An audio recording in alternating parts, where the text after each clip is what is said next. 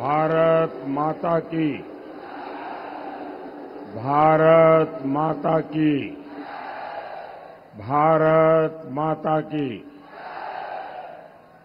तीर्थराज प्रयाग की इस पावन धरती पर यहां के सब परिवारजनों के हमार प्रणाम।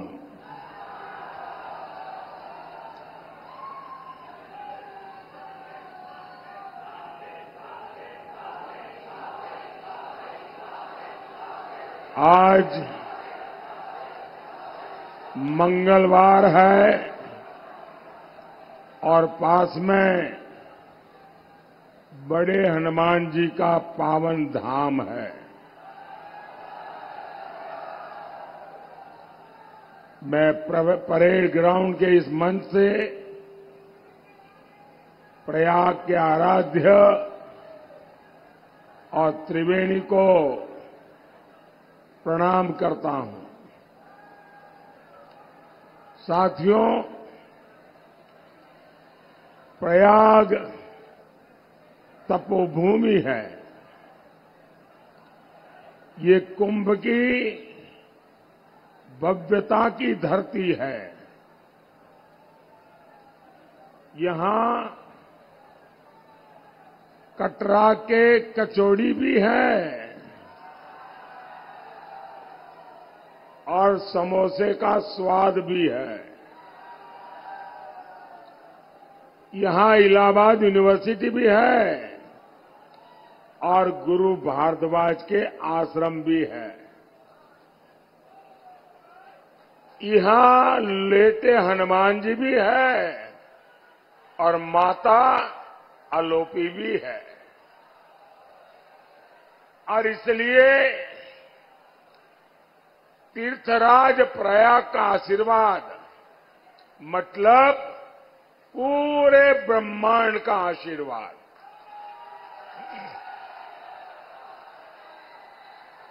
और प्रयाग कैसे अनंत आशीर्वाद दे रहा है, ये आपका उत्साह बता रहा है।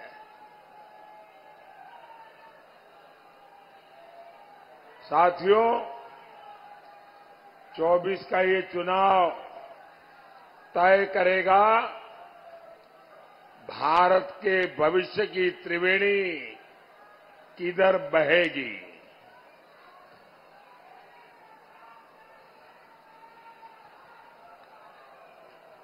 आप भी देख रहे हैं,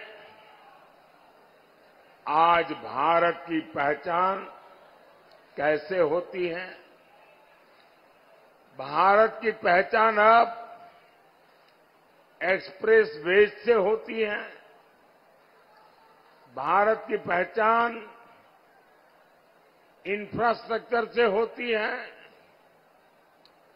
बड़े बड़े देश मुझसे कहते हैं, भारत की डिजिटल टेक्नोलॉजी हमें भी चाहिए।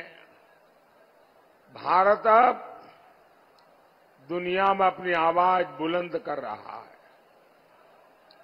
भारत G20 का आयोजन करवाता है तो पूरी दुनिया हैरान हो जाती है। और साथियों, यही तो प्रयागराज का इस क्षेत्र का मिजाज है। यहां के लोग ना किसी से दब के रहते हैं, ना किसी से डर के रहते हैं। जो जिंदा दिली मैंने प्रयागराज के लोगों में देखी है, वो कम ही मिलती है। और यही मिजाज तो आज के भारत का भी मिजाज है। साथियों,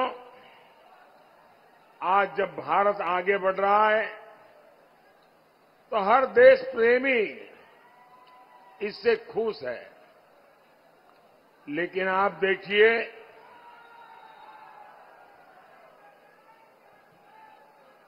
सपा, कांग्रेस और इंडी गठबंधन वालों को भारत का गौरव गान हजम नहीं होता। और ये करते क्या है? कांग्रेस के शहजादे भारत को गाली देने के लिए विदेश जाते हैं।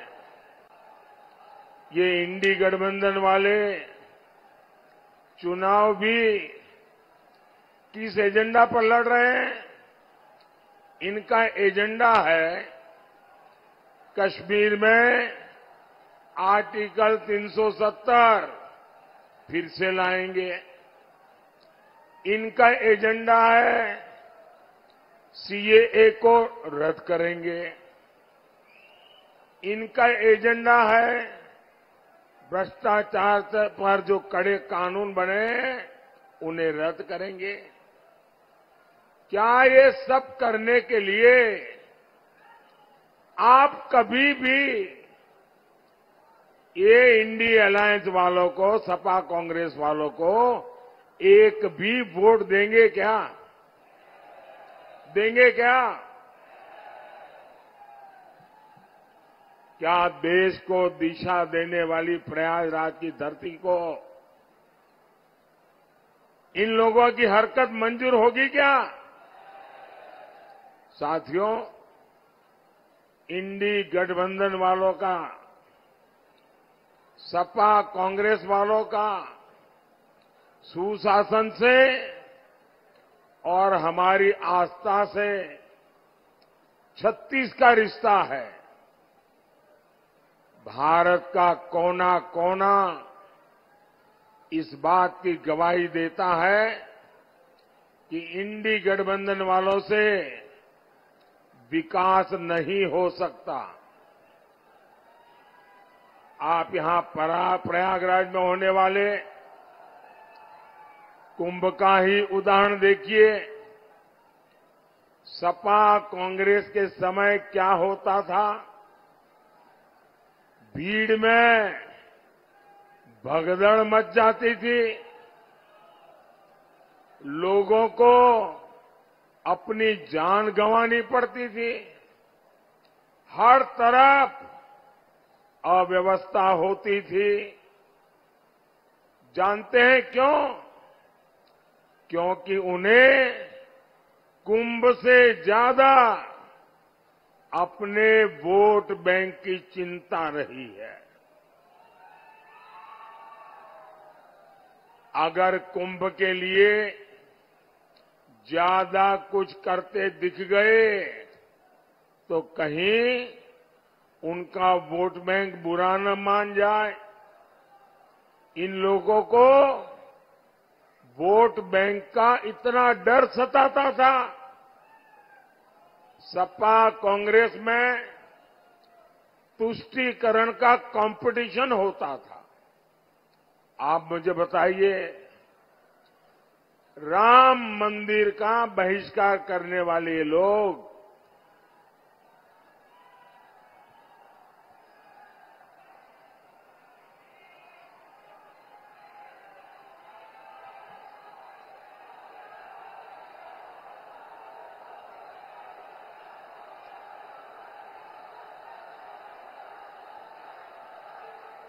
राम मंदिर का बहिष्कार करने वाले लोग, सनातन को डेंगू, मलेरिया कहने वाले ये लोग अगले साल होने वाले कुंभ को क्या कभी अच्छे से करने देते क्या? साथियों, मोदी का मंत्र है विकास भी विरासत भी। अभी अयोध्या में भव्य राम मंदिर बना है। अब निषाद राज के श्रृंगवेरपुर का विकास भी किया जाएगा। श्रृंगवेरपुर राम वनगमन पथ का प्रमुख तीर्थ बनेगा। क्या सपा कांग्रेस वाले कभी भी ये काम करेंगे क्या? सपा कांग्रेस के शहजादों को अपने परिवार के आगे कुछ भी दिखता नहीं है।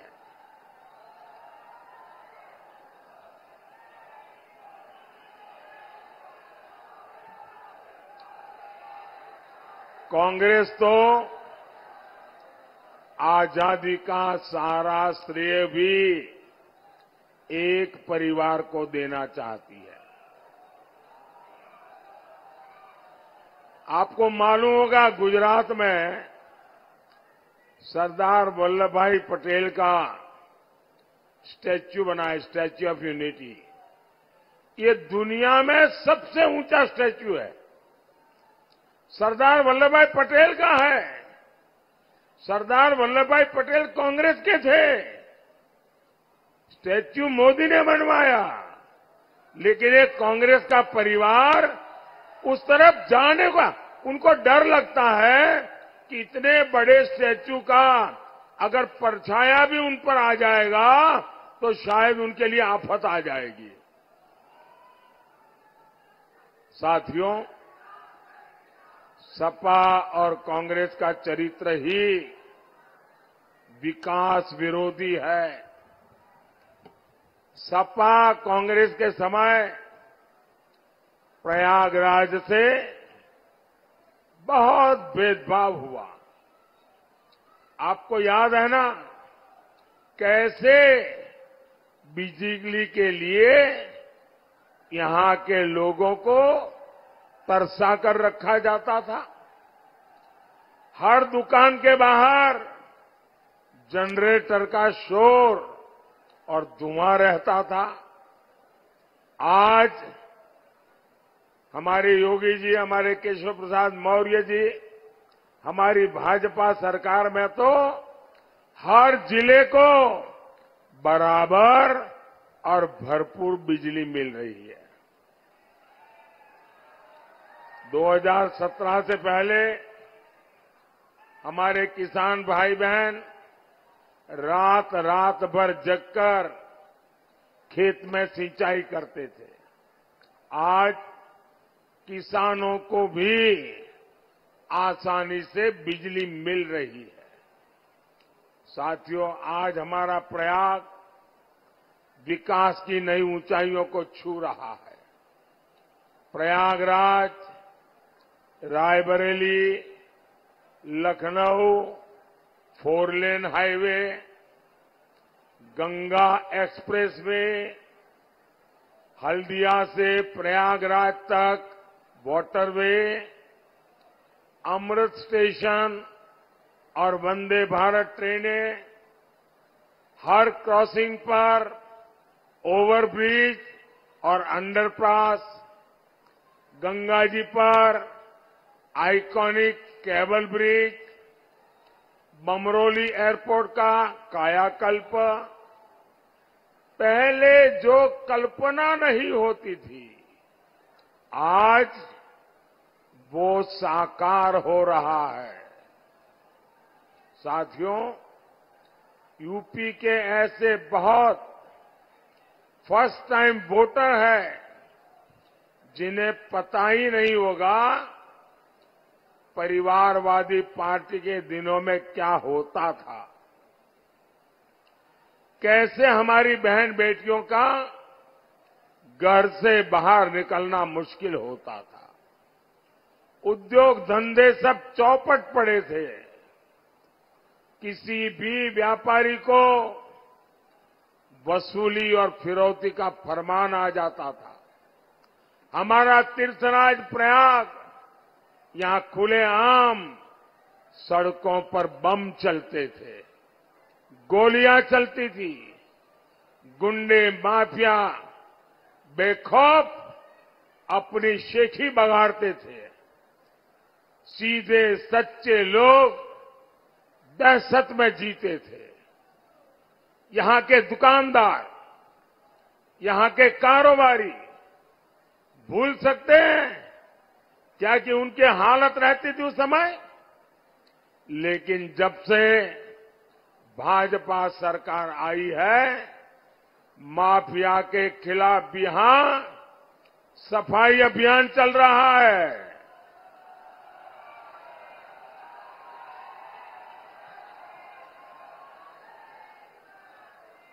सपा सरकार में माफिया गरीबों की जमीनों पर कब्जा करता था। अब उसके अवैध महल तोड़कर भाजपा सरकार वहां गरीबों के लिए घर बनवा रही है। साथियों, प्रयागराज शिक्षा का इतना बड़ा केंद्र है। यहां के युवा कभी भूल नहीं सकते सपा सरकार कैसे आपके सपनों का सौदा करती थी। मेहनत आपकी, योग्यता आपकी, लेकिन नौकरी किसी और को मिलती थी। नौकरी दी जाती थी जाति देख करके, नौकरी मिलती थी घुस देने वालों को।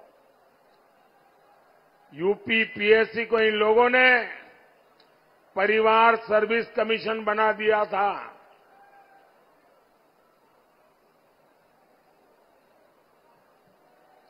यूपी की कितनी प्रतिभाओं का भविष्य इन लोगों ने बर्बाद कर दिया था। साथियों, इंडी गठबंधन वालों की नाव डूब रही है। इनका एक ही सहारा है, झूठ, लगातार झूठ, हर जगह पे झूठ, बार बार झूठ। ये संविधान को लेकर देश में झूठ फैला रहे हैं। संविधान को किससे खतरा है, ये प्रयागराज से बेहतर कौन बताएगा।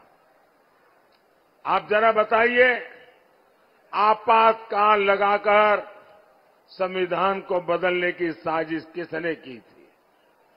यही इलाहाबाद हाईकोर्ट ने कांग्रेस की तानाशाही पर लगाम लगाई थी। रायबरेली में लोकतंत्र को लूटने की कोशिश की गई थी। हाईकोर्ट ने उस चुनाव को रद्द करके इंदिरा गांधी के चुनाव लड़ने पर रोक लगा दी थी। भाइयों और बहनों, इतने साल बीत गए लेकिन कांग्रेस पार्टी का चरित्र नहीं बदला। बाबा साहब आंबेडकर भी धर्म के आधार पर आरक्षण के खिलाफ थे, लेकिन कांग्रेस सपा वाले संविधान के खिलाफ जाकर दलितों, पिछड़ों का आरक्षण अपने वोट बैंक को वोट जिहाद वालों को देने की तैयारी में है। कर्नाटका में तो कांग्रेस सरकार ने ओबीसी कोटा मुसलमानों को दे दिया है। अब यही काम ये देश भर में करना चाहते हैं, लेकिन मोदी आज प्रयागराज की धरती पर गारंटी देवे आवा है।